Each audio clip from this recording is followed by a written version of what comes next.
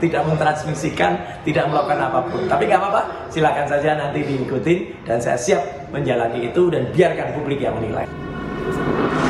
Senada dengan Roy, Rismond Sianipar juga mengaku tidak gentar menghadapi proses hukum yang berlangsung di Polda Metro Jaya. Rismond menyebut akan melawan apa yang disebutnya sebagai kriminalisasi dalam perkara ijazah Jokowi. Kami tidak gentar sama sekali ya untuk menghadapinya karena kami berbasis ilmiah dan berbasis sains dan fakta-fakta di lapangan, sehingga kami akan lawan ya segala bentuk kriminalisasi terhadap kami. Ya, kami tidak gentar sama sekali. Kami akan melanjutkan perjuangan ini karena kami tidak ingin ke depan seorang presiden ya memiliki latar belakang pendidikan yang diragukan oleh publik. Sementara kuasa hukum Joko Widodo Rifai Kusumanegara bilang naiknya kasus ini ke penyidikan bahwa ada kebenaran yang dilaporkan Jokowi hingga mengandung unsur pidana. Kami sendiri tidak pernah ya dengan menghormati asas praduga tidak bersalah, kami tidak mau mendahului siapa terlapor di perkara ini karena kembali lagi undang-undang ITE itu sangat luas ya, yang bisa terus serta dilibatkan siapa yang melakukan editing, siapa yang melakukan transmissing, siapa yang menyampaikan kalimat-kalimat yang bertendensi fitnah dan pencemaran. Itu biar diurai secara hati-hati oleh pihak penyidik. Sebelumnya, Polda Metro Jaya menyatakan menemukan unsur pidana dalam perkara ijazah Jokowi. Salah satunya aduan yang dilaporkan Jokowi pada 30 April lalu terkait pencemaran nama baik dan fitnah. Polda Metro Jaya juga menerima 5 laporan soal ijazah Jokowi lainnya. 3 diantaranya juga naik ke tahap penyidikan dengan objek perkara penghasutan. Lalu, Baris Krim Polri juga telah melakukan gelar perkara khusus pada Rabu pekan lalu dalam perkara ijazah Jokowi. Tim Liputan Kompas TV.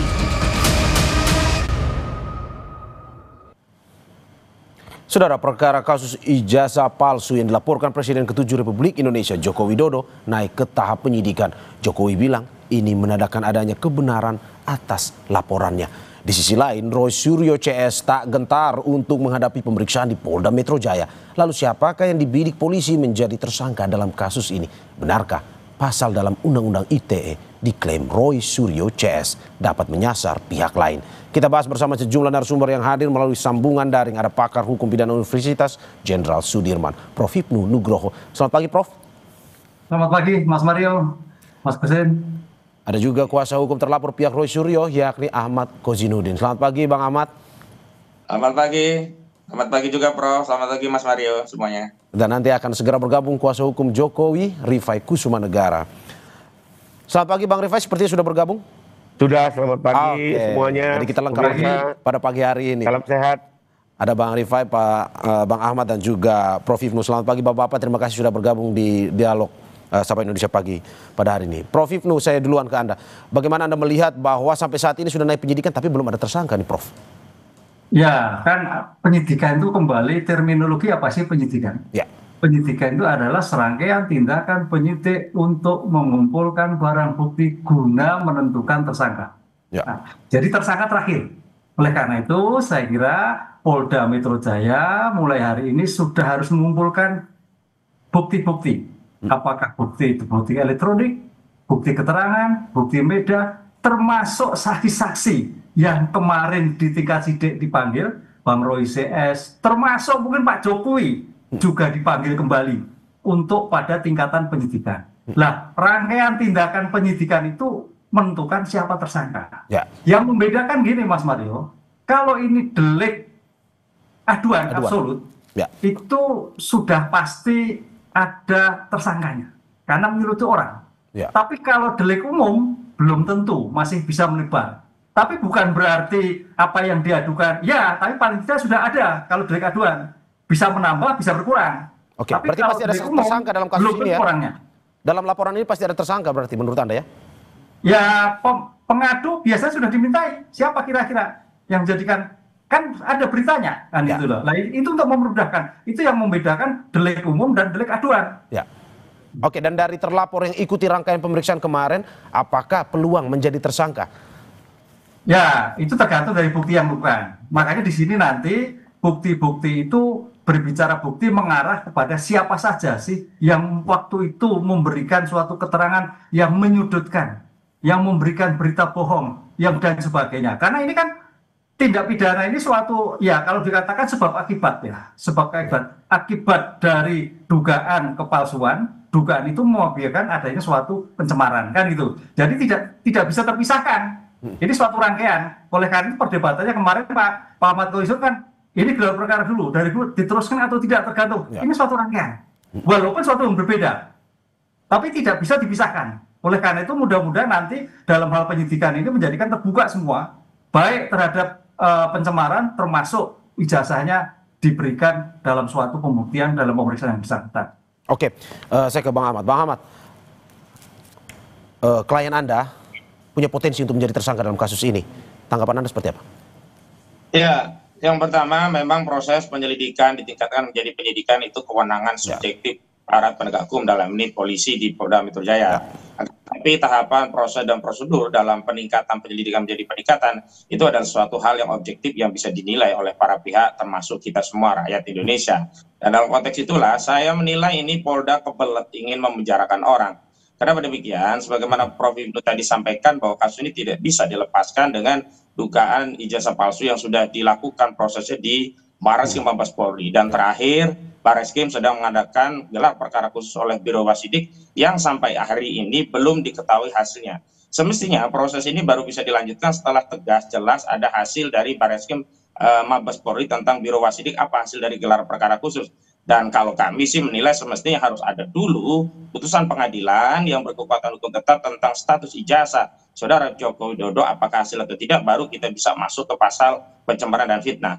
Tetapi sejak awal intensi dari pelaporan ini bukan sekedar untuk menegakkan hukum terkait fitnah dan pencemaran, tetapi sudah ada rangkaian rencana jahat kriminalisasi dengan menyelundupkan sejumlah pasal yang tidak ada kaitannya dengan jasa palsu dengan ancaman pidana di atas 5 tahun yang target utamanya adalah agar pihak-pihak yang dianggap bermasalah ini bisa ditahan pada proses penyidikan. Misalnya pasal 32 dan 35 Undang-Undang ITE. Belum lagi ada laporan-laporan lain yang dikonsolidasi dari Polda yang tidak ada kaitannya. Ini juga dikonsolidasi dan dijadikan dasar untuk peningkatan penyelidikan ini menjadi penyidikan. Oke, Bang Ahmad, berarti Anda mau bilang ini adalah sebuah tindakan kriminalisasi terhadap Roy Suryo CS ataupun dengan sengaja untuk menjerat Roy Suryo. Menurut Anda seperti itu?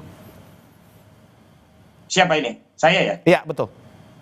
Iya, kita bisa lihat intensinya dari pasal-pasal yang digunakan yang tidak relevan dengan delik dihinakan sehina-hinanya, direndahkan serendah-rendahnya. Misalkan pasal 32 dan 35 Undang-Undang ITE. Belum lagi masuknya sejumlah laporan yang mengkroyok Roy Suryo dan kawan-kawan yang pasalnya tidak ada relevansinya, misalkan 160 KUHP, kemudian 28 ayat 2, 28 ayat 3. Ini semua kan intensinya jelas hanya ingin menarget Roy Suryo dan kawan-kawan dengan dalih mereka melakukan tindakan kabar bohong, tindakan delik pidana sara, juga penghasutannya, semuanya tidak relevan dengan kritik ijazah palsu yang sedang dilakukan oleh Roy Suryo dan kawan-kawan begitu.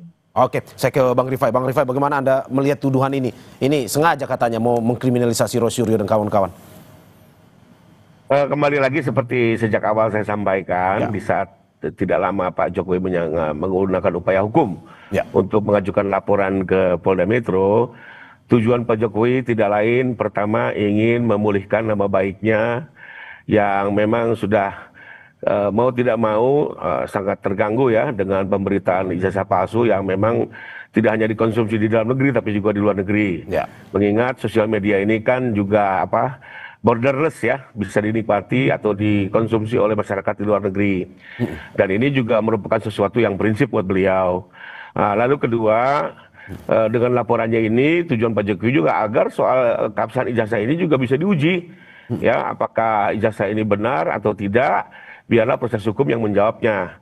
Karena kalau hanya mengikuti dialektika di media kan nggak ada selesainya gitu ya, harus ada lembaga pemutus, dan karena kita negara hukum maka upaya hukumlah jawabannya. Jadi tidak ada tujuannya untuk mempidanakan ya, karena bagaimanapun juga Pak Jokowi masih menghargai ya bagian dari demokrasi, tapi memang manakala sudah memfitnah ya, mencemarkan nama baik beliau, maka beliau pun sebagai warga negara ingin menggunakan hak hukumnya. Itu yang pertama. Lalu kedua, terkait meningkatnya ini ke penyidikan, ini kan semakin menguatkan bahwa apa yang dilaporkan Pak Jokowi benar adanya. Ya, karena proses penyelidikan itu pada intinya adalah pertama memverifikasi apakah laporan ini benar adanya, didukung oleh fakta-fakta hukum. Lalu kedua, apakah pengaduan ini masuk memenuhi unsur-unsur pasal pidana, kan begitu. Nah, dengan meningkatnya maka dua persoalan itu sudah terjawab, yaitu pertama apa yang disampaikan Pak Jokowi benar adanya, yang kedua laporan dimaksud memenuhi unsur-unsur pasal pidana yang dipersangkakan.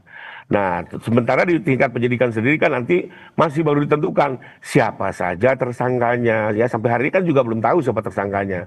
Kami sendiri waktu mengajukan laporan mengedepankan asas praduga tidak bersalah. Ya, dengan apa? Dengan cara pada saat ditanyakan siapa terlapor, kami lebih memutuskan untuk menyatakan silakan dalam penyelidikan Polri. Ya, oke. Apalagi dalam Undang-Undang ITE ini kan spektrumnya luas, Mas. Jadi bukan hanya yang menyatakan, tapi juga siapa yang mentransmisikan, siapa yang mengedit. Ini tentunya harus dikaji secara hati-hati. Oke, Bang Rifai, terus bagaimana dengan tudingan kriminalisasi yang dilakukan kepada pihak Roy CS? Menurut Anda seperti apa? Saya pikir kan tidak ya, tadi sudah dijawab. Kalau memang kriminalisasi ya harusnya tidak mungkin naik ke penyidikan gitu ya. Oke. Ini kan kita juga sekarang sudah era demokrasi, transparansi, keterbukaan ya. Praktek-praktek orde lama ya saya pikir sudah tidak mudah ya dilakukan. Lalu juga pertanyaannya untuk apa juga gitu ya, misalnya Bang. membantu secara khusus atau memberikan privilege buat Pak Jokowi udah warga biasa kok gitu ya. Oke, sebelum saya ke Bang Ahmad orang juga kan begitu. Jadi apa gunanya gitu kan? Oke, sebelum saya ke Bang Ahmad lagi, Bang Rifai, saya hanya ingin penegasan. Anda bilang bahwa ini ada benar adanya. Ini benar adanya, ini terkait dengan benar ijazah Jokowi adalah asli, ataukah benar bahwa ada terjadi fitnahan kepada Jokowi? Dalam laporan kami memang yang utamanya adalah fitnahan, Pak. Jadi memang tujuan kami adalah apakah Pak Jokowi ini sebagai korban tindak pidana fitnah, gitu ya. Itu yang harus digali lebih dalam oleh penyidik, lalu termasuk juga pencemaran nama baik, dan satu lagi ya yang menjadi pertanyaan kami adalah karena dalam 24 objek yang kami laporkan ya ada sebuah tayangan di mana seolah-olah ada beberapa pakar yang mengklaim dirinya sebagai ahli digital forensik, melakukan menggunakan teknologi-teknologi tertentu, dan pada akhirnya tahu-tahu menyimpulkan bahwa ijazah Pak Jokowi ini palsu gitu ya. Nah ini yang buat kami ini menarik gitu ya. Apakah benar kemajuan teknologi saat ini bisa merubah sesuatu yang asli menjadi palsu? Karena Pak Jokowi kan meyakini loh, beliau kuliah sejak tahun 80 hingga 85, menjalani secara penuh sampai mendapatkan ijazah. Kok tahu-tahu ada sebuah tampilan teknologi yang bilang bahkan ijazah ini dimiliki oleh Dul Matno ya. Nah ini kan sesuatu yang menarik. Apakah betul seperti itu adanya gitu loh? Oke, Bang, saya ke Bang Ahmad. Bang Ahmad, bagaimana Anda melihat bahwa ya ini tidak ada upaya kriminalisasi sebenarnya? Ini murni proses hukum yang terjadi dan juga ini pembuktian oleh pihak polisian. Menurut Anda seperti apa? Maaf, tadi putus saya ya sekarang ya? Ya, betul, Bang Ahmad. Baik. Meningkatnya proses penyelidikan ini menjadi penyidikan justru itu konfirmasi kriminalisasi sedang, telah, dan akan terus terjadi. Yang kedua, kenapa sih kita persoalkan? Kenapa? Karena metode untuk mengembalikan kehormatan Saudara Joko Widodo itu tidak nyambung. Saudara Joko Widodo merasa dihinakan sehina-hinanya, direndahkan seridaranya karena ijazahnya palsu. Metode praktis untuk mengembalikan wibawa dan kehormatannya adalah dengan menunjukkan ijazahnya asli, selesai. Bukan dengan melaporkan orang ke polisi. Laporan orang ke polisi itu ujungnya penjara. Tidak ada laporan ke polisi itu ujungnya kemudian diberi makanan enak dan seterusnya, lalu fasilitas mewah. Tidak, akan berujung penjara. Dan kita lihat intensi kriminalisasi itu terbaca manakala laporan tadi tidak fokus dengan pasal 310 KUHP, 311 KUHP, dan 27A Undang-Undang ITE yang ini merupakan gendus delik pasal yang berkaitan dengan pencemaran dan fitnah. Tetapi sudah disusupkan di sana ada pasal 35 yang ancaman pidananya 12 tahun dan pasal 32 Undang-Undang ITE yang ancaman pidananya 8 tahun. Dan di dalam KUHP, orang dengan ancaman pidana di atas 5 tahun itu bisa dilakukan penahanan. Intensi kasus ini adalah ingin segera mentersangkakan, dan dalam proses pentersangkaan itulah ingin segera memenjarakan orang, padahal pada saat yang bersama aktivitas memenjarakan orang ini tidak bisa memulihkan wibawa dan kehormatan Saudara Joko Widodo, karena masyarakat itu hanya bisa memulihkan wibawa itu manakala tahu ijazahnya itu asli, dan ini sudah terbukti saat Bambang Trimulyono Mujiono dan Gus Dur dipenjara oleh Pengadilan Negeri Surakarta, hingga sampai hari ini masyarakat masih terus mempertahankan ikhwal soal ijazah palsu. Oke, Bang. Selanjutnya, Bang Ahmad, tapi kan sebenarnya untuk permasalahan ini kan beda-beda sebenarnya. Untuk ijazah sendiri, di Barreskrim, tetapi ya Pak Jokowi juga punya hak dong, dalam arti bahwa merasa dirinya difitnah untuk melaporkan ke Polda. Dalam arti ini memang sesuai sejalur hukum. Menurut Anda itu bagian masih dari kriminalisasi dan memang harusnya Pak Jokowi menunjukkan ijazah aslinya untuk menghentikan kasus ini, atau bagaimana? Justru kriminalisasi itu kan menjadikan suatu peristiwa yang bukan pidana kepada pidana melalui aparat penegak hukum dengan kekuasaan aparat penegak hukum. Kalau dulu era Orde Lama menggunakan kekuatan militer, yakni kekuatan tentara, era hari ini kriminalisasi ya represi itu menggunakan aparat kepolisian dengan dalih penegakan hukum melalui sebuah peristiwa yang sebenarnya tidak ada kaitannya dengan peristiwa pidana, lalu kemudian dicari-cari masalah dan kemudian dijadikan peristiwa pidana. Dan hari ini terkonfirmasi. Yang kedua, tidak bisa dipisahkan antara Barreskrim Mabes Polri dengan Polda, karena sederhananya demikian.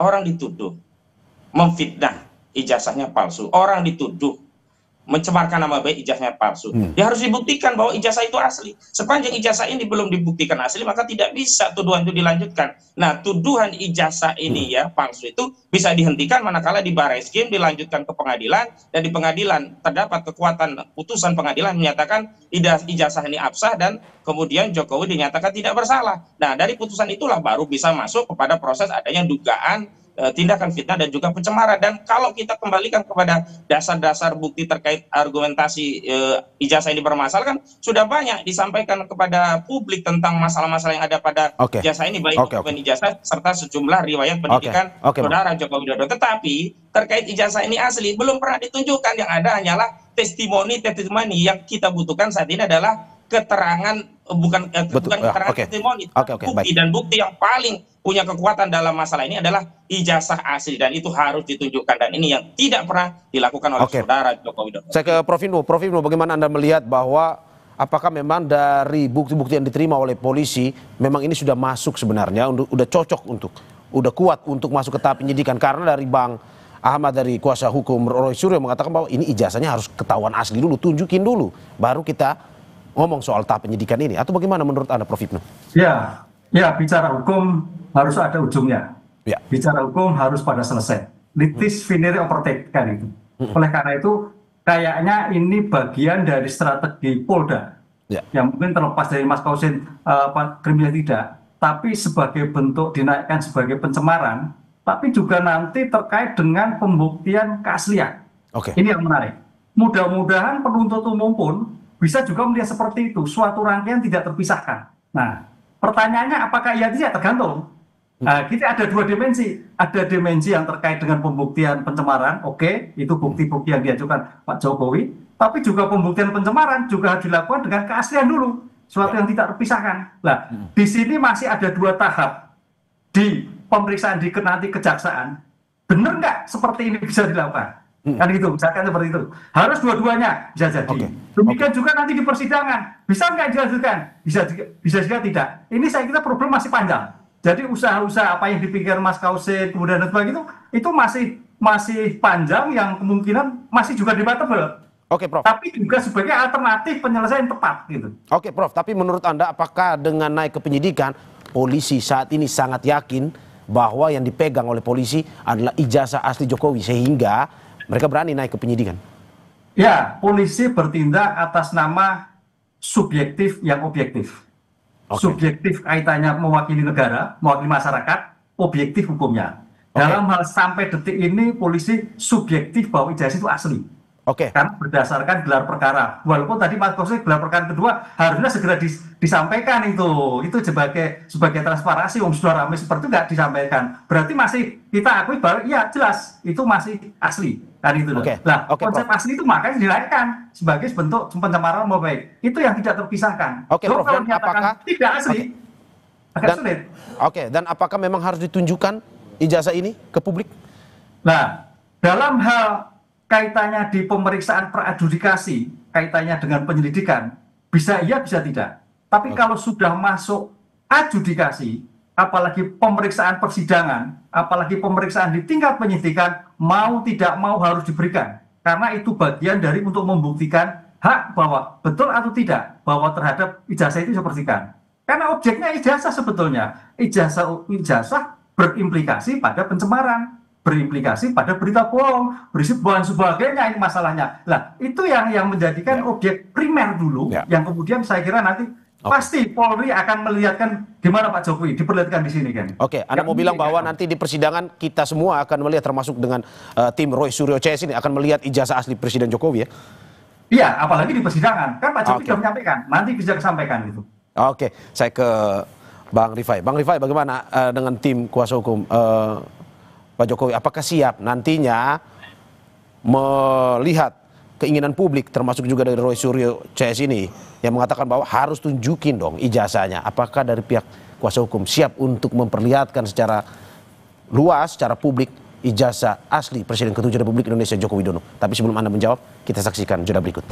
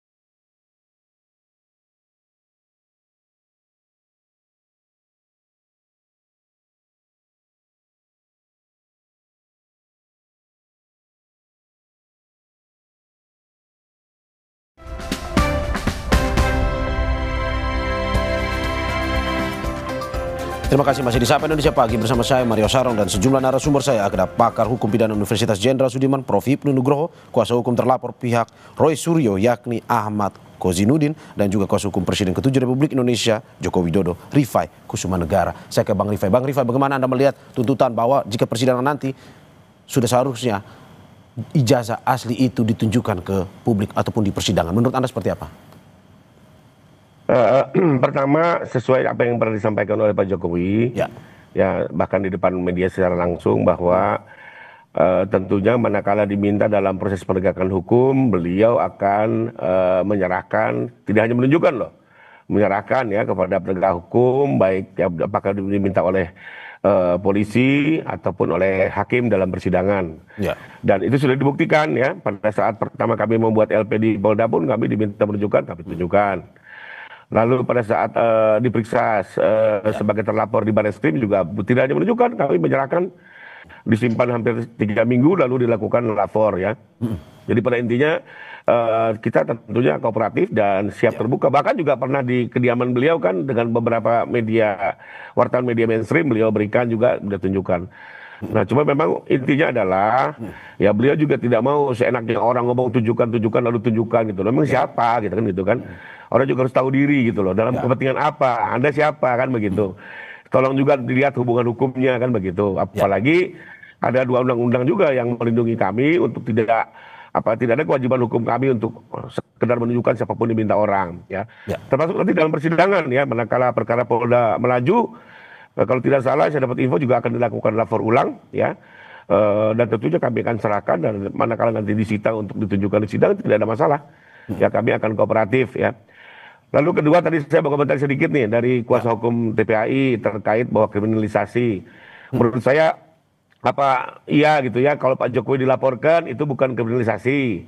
Tapi kalau Pak Jokowi melaporkan balik itu kriminalisasi. Menurut saya gini deh, kita kan sama-sama lah, ini negara hukum, kita kawal saja perkara ini masing-masing. Ya kita lakukan upaya hukum terbaik, baik dari segi penasihat hukum pelapor maupun terlapor. Kita gunakan hak hukum sebaik-baiknya, dan saya sendiri berharap persidangan ini nanti terbuka, fair trial ya, berimbang, dan bisa jadi pendidikan hukum buat masyarakat. Lebih kurang itu komentar saya. Oke, Bang Ahmad, bagaimana Anda melihat ini? Katanya kalau pas Presiden Jokowinya yang dilaporkan itu kriminalisasi, tapi kalau Presiden ke-7 Joko Widodo yang melaporkan katanya itu kriminalisasi buat Roy Suryo CS. Ini tanggapan Anda seperti apa?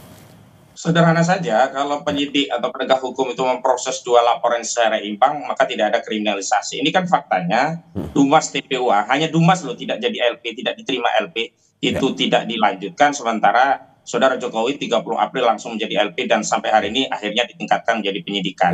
Itu satu soal menjadi parameter. Yang kedua, kalau kita mau fokus dulu soal ijazah ini asli atau tidak, itu kan ada 3 mekanisme.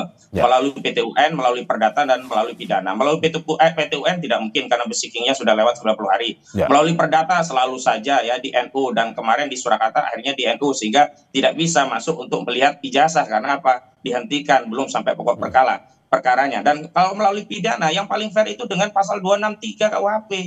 Dumas yang diajukan di Barreskrim, bukan melalui pasal fitnah dan pencemaran. Jadi tuntaskan dulu dugaan 263, kalau tidak terbukti Jokowi bebas, dan terbukti dalam pertimbangannya ditegaskan bahwa ijazah tersebut sah, tidak ada masalah, baru masuk ke pasal fitnah dengan modal putusan itu. Ini kan dipaksa, nggak seimbang. Kita diminta untuk membuktikan sesuatu, sementara kita menjadi terdakwanya nantinya. Kenapa? Karena untuk membuktikan ijazah dokumen asli itu bukan dalam konteks ya pasal 263 tentang dugaan pemalsuan dokumen, tapi dalam rangka untuk membuktikan 310 dan 311 KUHP. Dan di dalamnya juga memuat 32 Undang-Undang ITE, 35 Undang-Undang ITE, 160 KUHP, 28 ayat 2, 28 ayat 3 Undang-Undang ITE.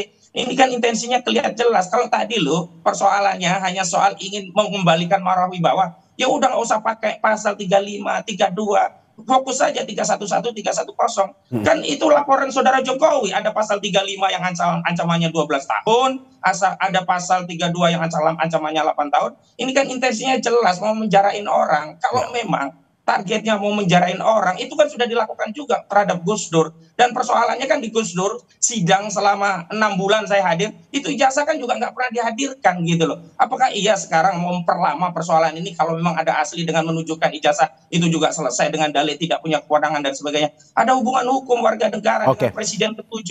Dia dulu itu pernah memegang jabatan sebagai kepala negara dan kepala pemerintahan selama 2 periode. Dan menjadi hak warga negara ingin tahu, bertanya, apakah presidenku punya ijazah asli atau sebaliknya? Memang ijazahnya palsu. Dan tinggal dijawab, ini loh rakyatku, aku dulu memimpinmu 10 tahun, ijazahku asli. Case close gitu loh. Gak perlu ada korban, gak ada yang perlu masuk penjara, gak perlu ada yang dihinakan sehina-hinanya, gak perlu ada yang direndahkan serendah-rendahnya. Sesimpel itu, begitu loh. Tapi kan memang sudah ada, Mas Ahmad, disclaimer bahwa itu sudah ada Barreskrim bilang itu valid. Ini Polda pun begitu. Bagaimana Anda melihat ini? Bahwa ini sudah ada pernyataan dari 2 satu institusi polisi yang menyatakan bahwa itu valid.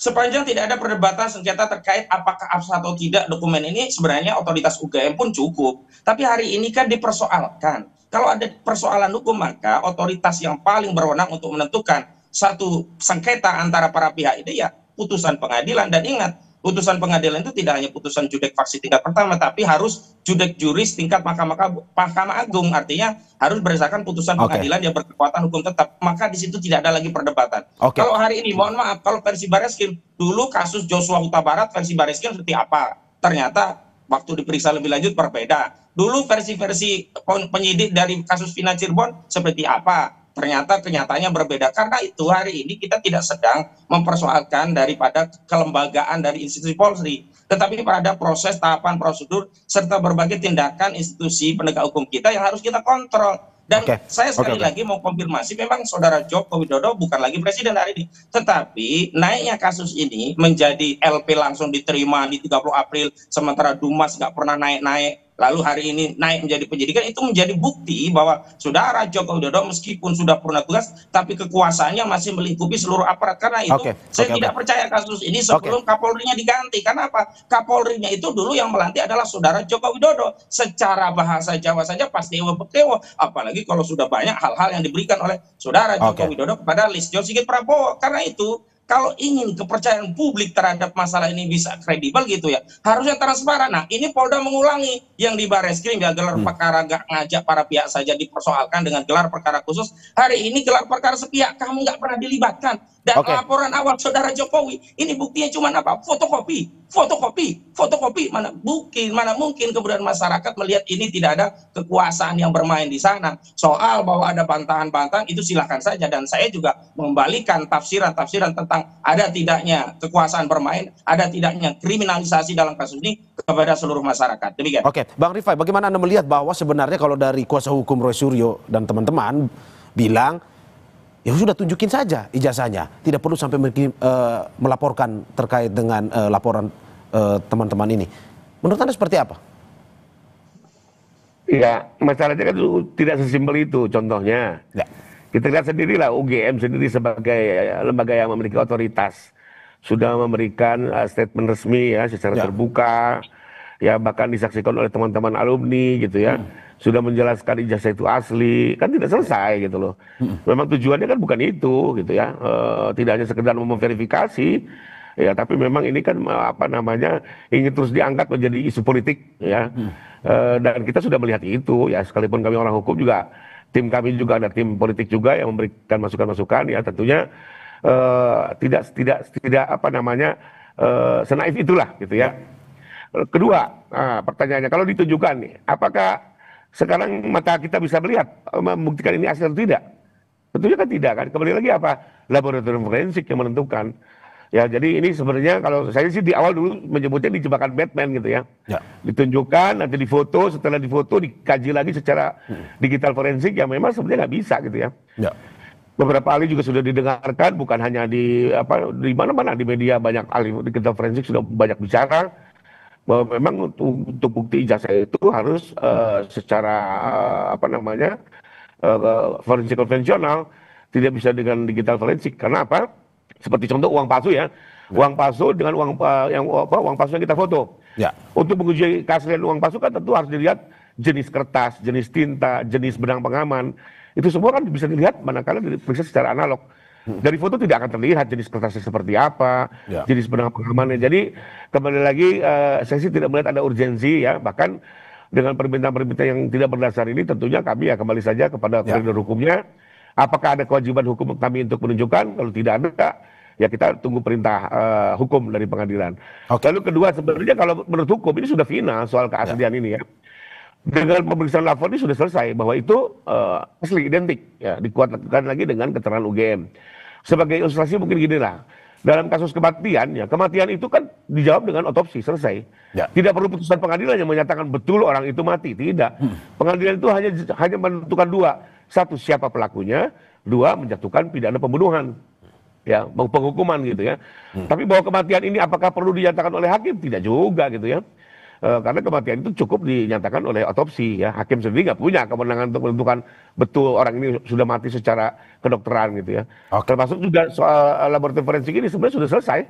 Ya, mau diuji berkali-kali pun sepanjang dilakukan dengan cara analog ya saya yakin itu asli ya. Dan ini linear dengan alat bukti lainnya, bukan sekedar lapor loh ya. Keterangan teman-teman Pak Jokowi ya, sekian puluh orang, masa semua orang mau berbohong? Ya, sehebat apa Pak Jokowi bisa bikin semua orang berbohong kan begitu ya? Naif sekali gitu. Termasuk juga dokumen administrasi perkuliahannya kan sudah diperiksa semua. Nah, lalu tadi terkait tuduhan jangan-jangan ada kekuasaan bermain, pertanyaannya.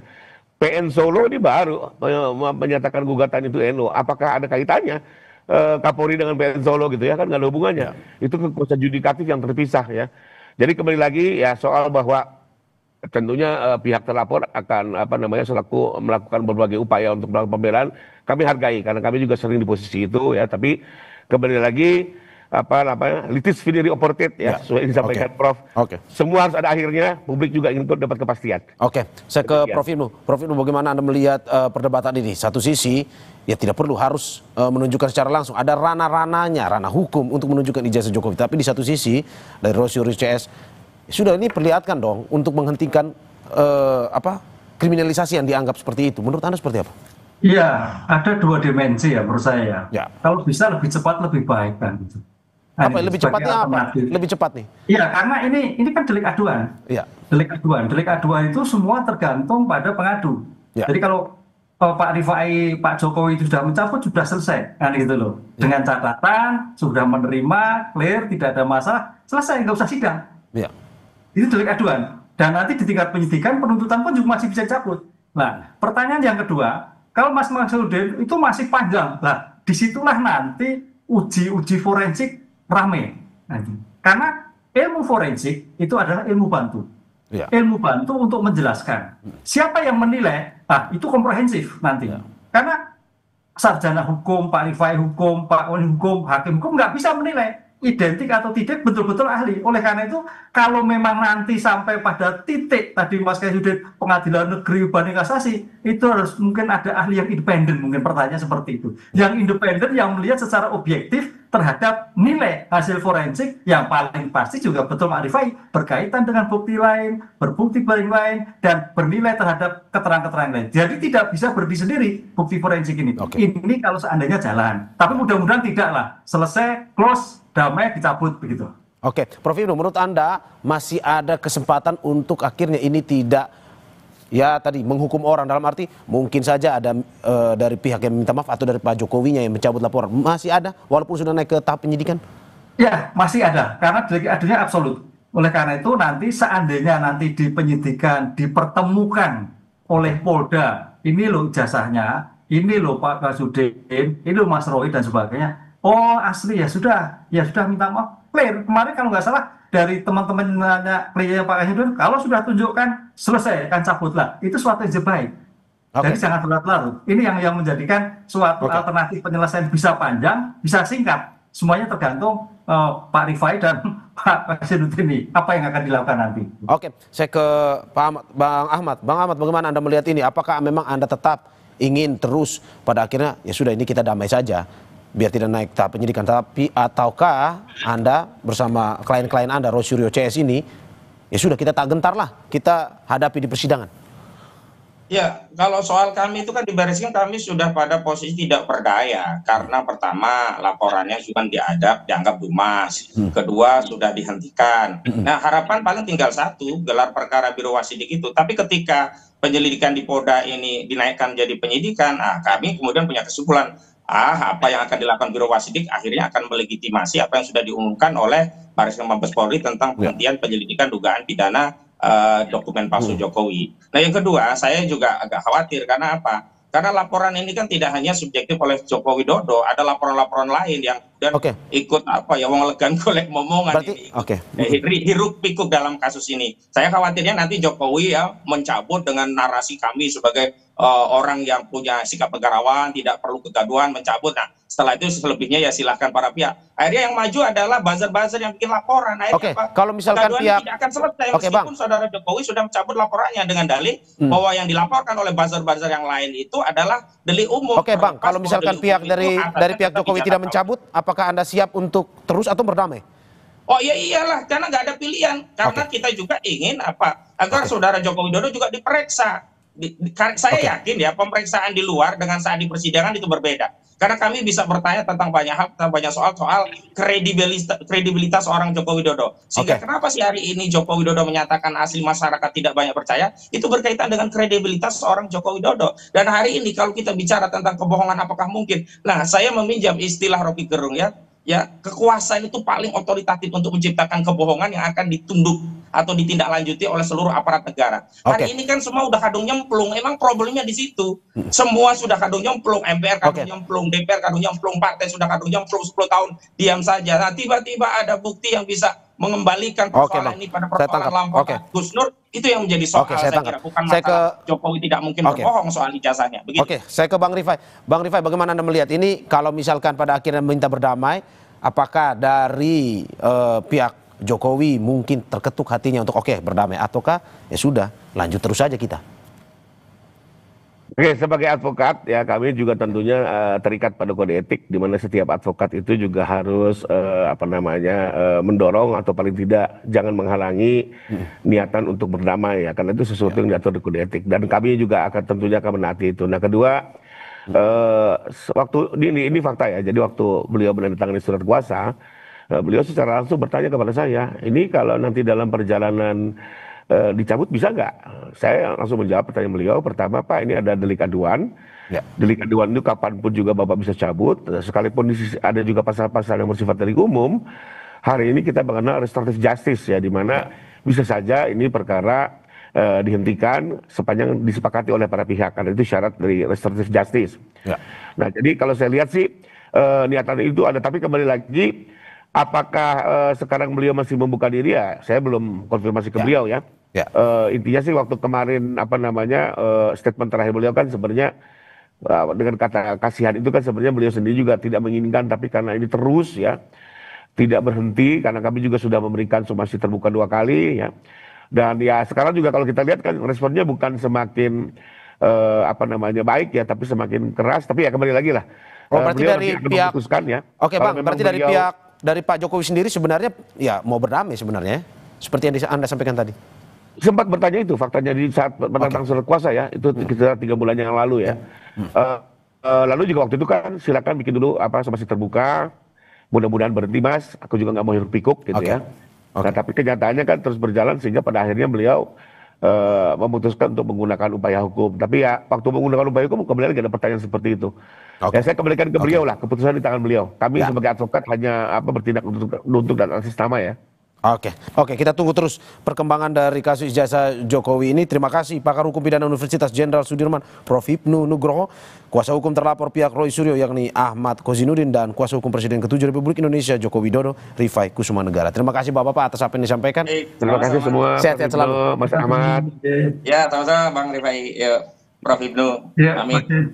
Saudara, jangan kemana-mana, sampai Indonesia Pagi akan segera kembali dengan informasi lainnya. Salah satunya tim SAR gabungan menemukan dan merekam visual badan